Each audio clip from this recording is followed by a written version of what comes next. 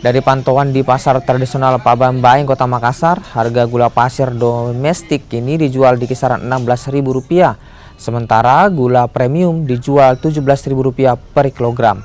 Harga gula pasir ini alami kenaikan Rp1.000 per kilogram. Kenaikan harga gula ini sudah terjadi sejak 1 bulan terakhir akibat minimnya stok. Selain gula, harga beras juga kian melambung. Beras premium sebelumnya Rp14.000 kini sudah menembus Rp16.000 per kilogram. Beras medium kini Rp14.000 dari sebelumnya hanya Rp12.000 per kilogram. Hampir semua ini ya naik, mulai dari gula pasir, beras. Untuk harga gula pasir sendiri, Pak, dari awalnya berapa, sekarang dijual berapa? Awalnya bulan lalu itu per kilonya dia 15.000, sekarang 16.000. 16.000. Untuk gula premium sendiri berapa?